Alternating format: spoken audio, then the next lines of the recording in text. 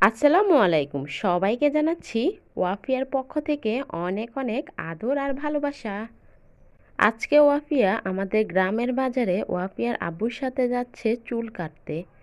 ওয়াফিয়া অতিরিক্ত অসুস্থতা থাকার কারণে এতদিন ওর চুলগুলো কাটতে পারি নাই।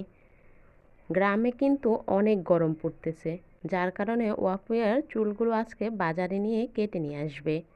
ওয়াফিয়ার আব্বু ওয়াফিয়াকে রেডি করছে। ওয়াফিয়ার চুল কিন্তু অনেকটাই পাতলা, আপনারা কিন্তু ভিডিওতে দেখলেই বুঝতে পারবেন। ওয়াফিয়া কোথাও যাওয়ার সময় কিন্তু ওর আব্বু যদি বাড়িতে থাকে, ওই কিন্তু ওর আব্বুর কাছেই রেডি হয় আর অনেক রকম বাহানাও করে। এখন যেরকম ভিডিওতে দেখতে পাচ্ছিলেন, ওয়াফিয়া প্রথমে চাইছিল ওই জামাটা পরতে নিজে নিজে। আপনারা ভিডিওটা খেয়াল করলে দেখতে পারবেন ওয়াফিয়ার কিন্তু এখনও নাক দিয়ে পানি যাচ্ছে। ওয়াফিয়া এখনও অনেক অসুস্থ, তারপরেও আমরা ওর চুলগুলো কেটে দিচ্ছি, কেননা গ্রামের এত গরমের মাঝে ওর আরও বেশি গরম লাগে। গরমটা ওর কাছে কম লাগার জন্যই আমরা কিন্তু ওর চুলটা কেটে দিচ্ছি। ওয়াফিয়া সম্পূর্ণভাবে রেডি হয়ে গিয়েছে, এখন ওকে নিয়ে বাজার নিয়ে যাবে। ওকে ঘরে চুল কাটতে চাইছিল, কিন্তু ঘরে চুল না কাটার কারণে ওকে বাজারে নিয়ে যাচ্ছে।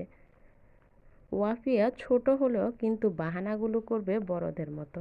রাত থেকে সকাল পর্যন্ত আমাদের গ্রামে কিন্তু অনেক বৃষ্টি হয়, যার কারণে পুরো উঠানে কাদা, আর পরিবেশটাও কিন্তু ঠান্ডা ঠান্ডা। বাবার সাথে মেয়ে কিন্তু খুব হাসি খুশিভাবে বাজারে যাচ্ছে। ওয়াফিয়ার আব্বুকে কিন্তু সপ্তাহে একদিন পুরোপুরিভাবে কাছে পায়, শুক্রবারে। আর প্রতিদিন না হলে দোকানে চলে যায় সকালবেলা, আর আসে রাত্রে যখন ওয়াফিয়া ঘুমায় তখন।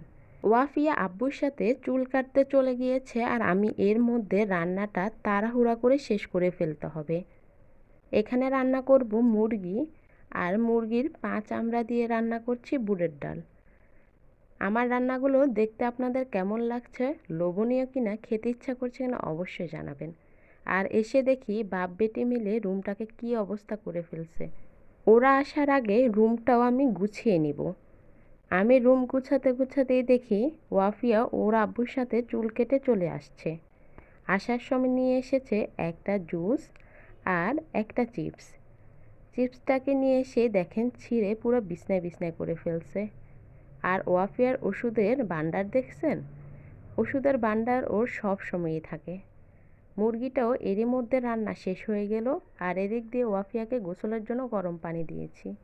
এত গরমের মধ্যেও কিন্তু আমি ওয়াফিয়াকে গরম পানি দিয়ে গোসল করাচ্ছি, কারণ ওর সর্দি আর জ্বরটা কিন্তু এখনও ভালোভাবে কমে নাই।